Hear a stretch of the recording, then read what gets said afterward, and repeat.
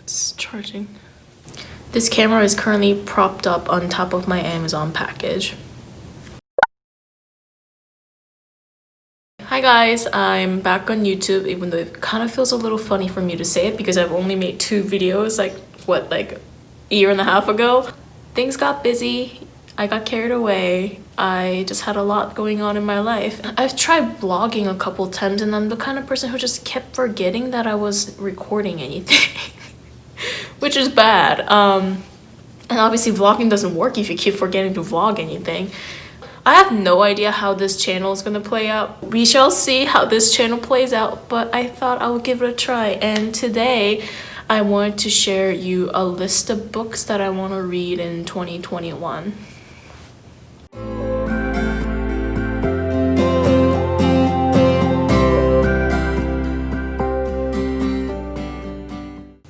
So here's the thing, I don't know exactly how many books I've read this year. I know it's on Goodreads, so like I'll put it somewhere here. I think I read something along like 30 or 33. I was on a pretty big reading slump throughout 2020. And that's partially because of all the stressful things that were going on in my life. But also a lot of other stressful real life events that were going on in the world, you know. There were just so many negative news and issues that were bothering me, and I already had to do so much of really dense reading in graduate school. It just really turned me off from reading for fun. And because of that, there are so many books that were put into my TBR list at the end of 2019 or all throughout 2019 that I wanted to read in 2020, and those books did not get tackled. So I'm making this video as a reminder for myself to kind of re-look at this list that I've made so far and really think about what are the books that I really want to read in 2021, because I'm at a better place in my life right now. I'm a lot happier. I live alone, so I have a good, quiet environment where I can read. But also, this is my first time not being a student in 20-something years of my life. I just graduated from a graduate school and I am working full-time. So I feel like I can squeeze a lot of reading, but we shall see how 2020 plays out, but that's at least my hope. The first book that I want to share with you, I actually have a copy right here, is Pachinko by Minjin Lee. I guess like the Korean name or pronunciation would be Lee Min-jin. This book was gifted to me by my really good friend Serge. He and I went to college together. I started reading this like 2 days ago, and currently I'm on chapter 5 right now. It's really interesting so far. I have a long way to go. This is how much I read. This is how much I need to read. I'm definitely not going to finish this by the end of December, so this will probably like get passed over to next year. So I'm really excited to finish this. The second book that I am reading currently is Educated by Tara Westwood. Is it Westwood or Westover?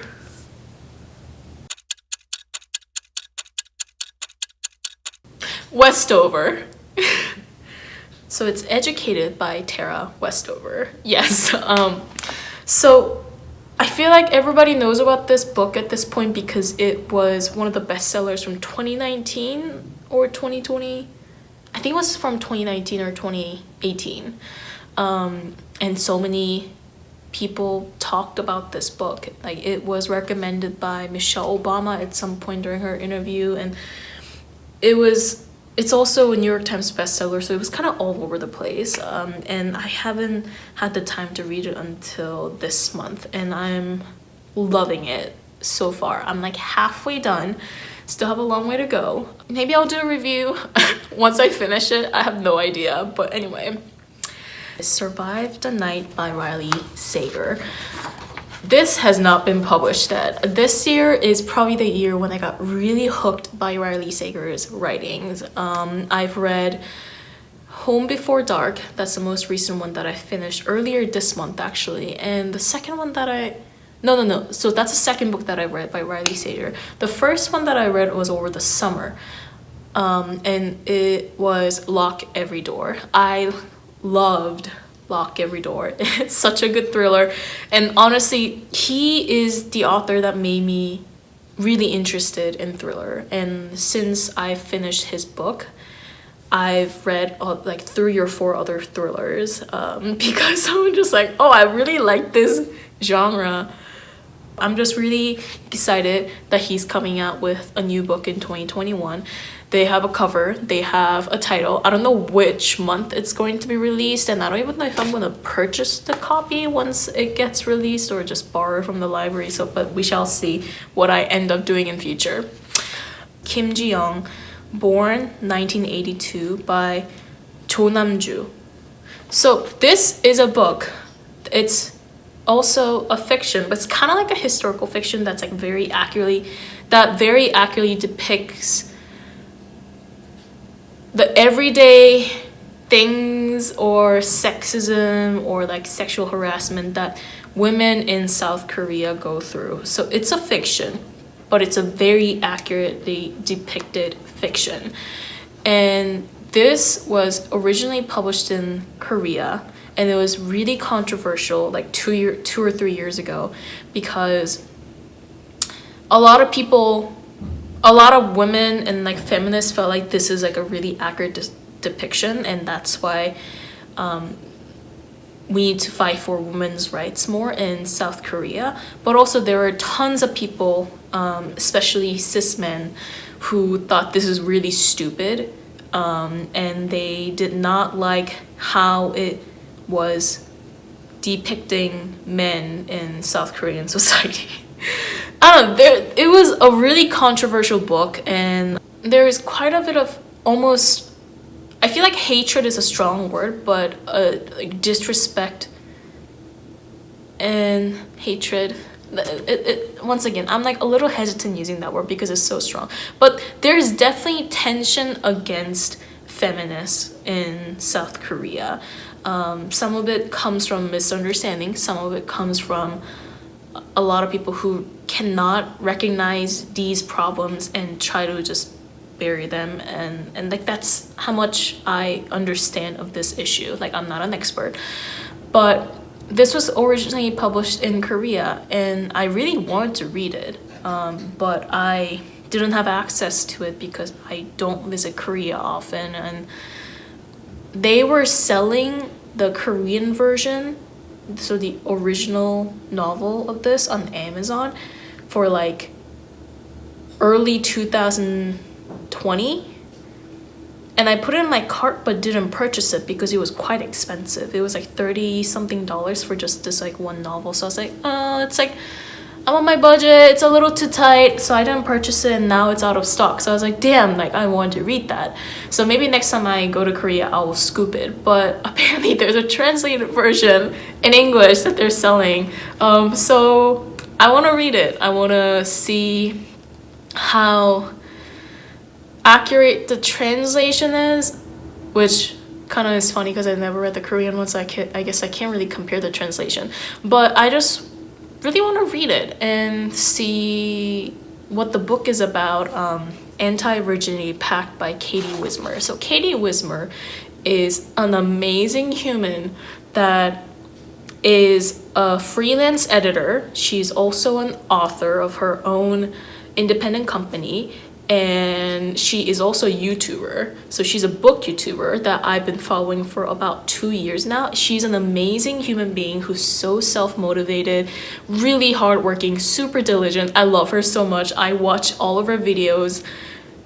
She's a great person, and she published the Anti-Virginity Pact, I want to say end of 2019 or beginning of 2020. Was it beginning of 2020? Sorry, Katie, I can't follow. But She published this book quite recently and she's coming out with a sequel. So I really want to read the Anti-Virginity Pact and read the sequel. She also has 2 poems that I want to read at some point, but those are not on my immediate TBR list right now. But like the Anti-Virginity Pact, I definitely want to read it. So that's it for the fiction. So let's move on to nonfiction. And I'm going to try to be really brief because I have a lot of books in here. Oh my god, I don't know how I'm going to edit this video. So the first book that I really want to read is Atomic Habits by James Clear. So this is a book that has been on my TBR for an entire year. I actually even purchased the ebook. So it's on my Kindle, so I have no excuse. And I just have not been reading it because I just got carried away with my life. I want to read it because it goes into details about like how to build and sustain a new habit. I'm also someone who is aware and personally experiences decision exhaustion or choice exhaustion. What I forgot the exact term, but it's this phenomenon when making decisions uses a lot of your brain energy, that towards the end there's more likelihood of you making poor decisions because you're just tired, you know. And I think having good habits and sustaining those habits is definitely going to be a really good investment in a long term, because you carry out these actions, and because they've been habitualized in your brain, you don't use as much energy every time you do them. So that's just something that I've been really interested about, just to increase my productivity and decrease the energy input that gets put into those productivity, so I can just, you know, be a better person when I have 1 million things that I need to get done. So that's just been on my TBR for a long time, and I really want to read it. David and Goliath by Malcolm Gladwell. So obviously Malcolm Gladwell is a very famous author who does a lot of like social science research. I don't know if he actually is a working researcher, but he does a lot of writing pieces on these topics. And this is my best friend's copy that she let me borrow. So the subtitle is Underdogs, Misfits, and the Arts of Battling Giants. One of the ways that I describe myself is an underdog, and that is because I went through so many situations in my life where I was just below average, and I had to work my ass off to be where I am today. So obviously to someone like that, this book is super interesting because I want to know, like, what's the secret? Tell me. This has been on my TBR list for a long time. I finally want to attack it in 2021. The next book is Atul Gawande's The Checklist Manifesto. Once again, kind of in a similar room with Atomic Habit. I really care about productivity, and this also has been on my TBR list for an entire year now because I got this for last Christmas gift.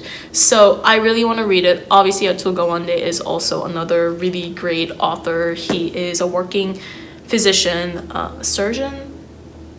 I'm pretty sure he's some form of surgeon at Brigham and Women's Hospital in Boston, and he obviously writes a lot on New York Times. He has a lot of his books. I've read a couple of his books in the past.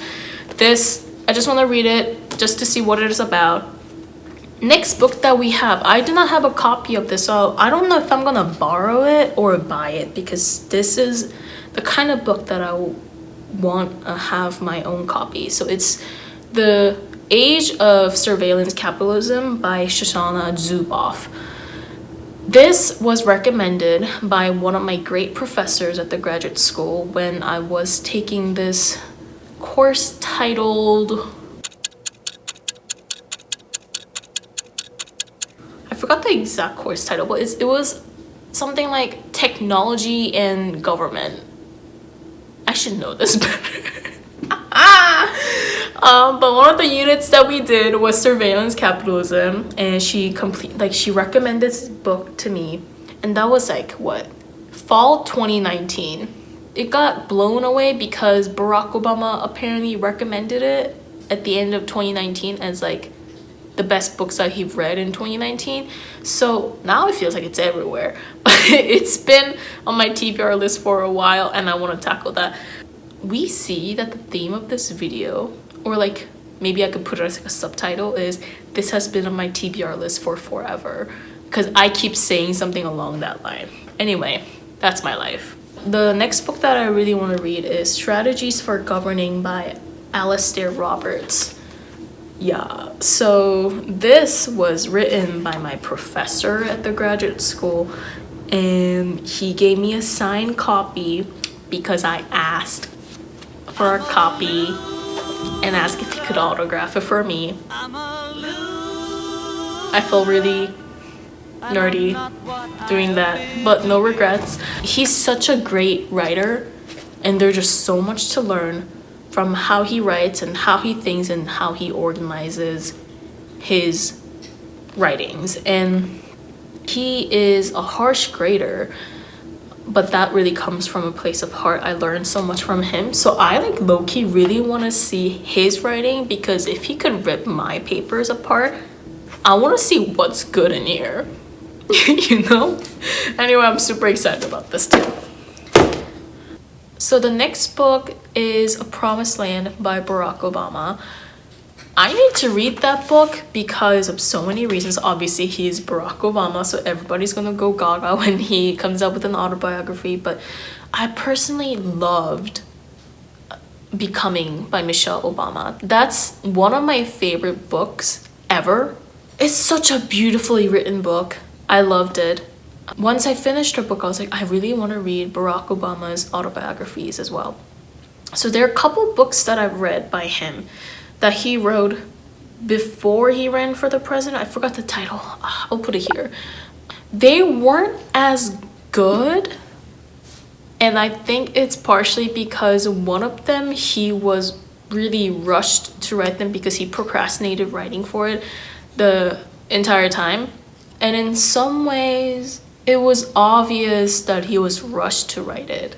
So now I just want to read A Promised Land, published this year, like 2020, and see how his writing differs, because right now I'm guessing he's not as busy as he used to be. And like obviously, like, he is an intelligent human being. He knows how to write because he was a lawyer. So I just want to see his writing and like what he has to say about his life and his legacy. I'm just interested. I can already tell that this video is going to be really long, so I'm gonna just go through the next couple books really fast. So the next book is Know My Name by Chanel Miller. So the author is a girl who got raped a couple years ago behind a dumpster at a Stanford frat party by a Stanford swimmer named Brock Turner. You guys probably remember this case, and she used to go by the name Emily Doe.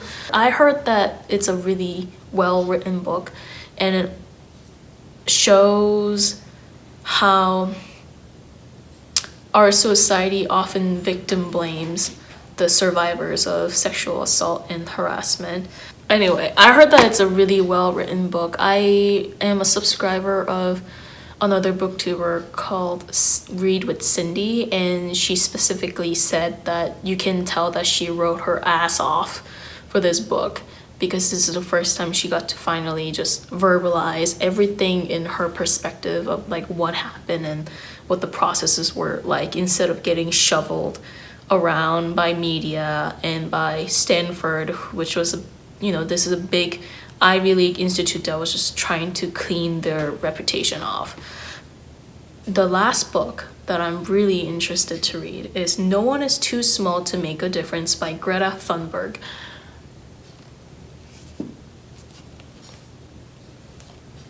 I mean, what else is there to elaborate? It's by Greta Thunberg, and even the title, like, No One is Too Small to Make a Difference.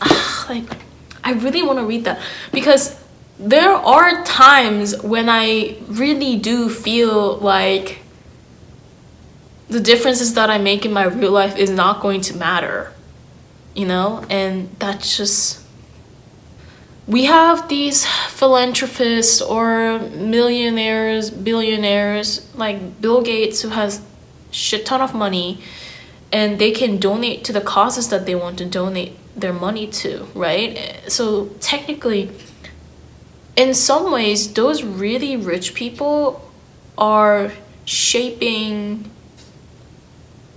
our world. Does that make sense to you? I don't have the platform or money or resources to make differences. And I know climate change is a huge, like, global, it's really like global emergency right now. And what do I do in my life? I try my best to not use plastic bags. I bring my own backpacks every time when I do groceries. I recycle. There are these little things that I do, and it makes me feel like, is this gonna make any difference? But Greta says no one is too small to make a difference. So I just want to read it and see what her argument is. Anyway, those are all the books that I have that I want to read in 2021. It's quite ambitious, I know. Am I gonna be able to finish all of them? Probably not, because I'm probably gonna read some other ones as I go along, and who knows, maybe my life will be a disaster once again and I will just get turned off from reading. Well, making this video was a good thinking process for me. It reminded me of the things that I wanted to read, and it like gets me excited. It like genuinely does get me excited to see these books, and I'm not gonna put a pressure on myself to finish all of these in the next year, but I will try to read as much as I can. But anyway, thank you for sitting along with me as I'm just sitting here and rambling to you. I don't know if this video was interesting. Yeah, anyway, thanks for watching. Bye!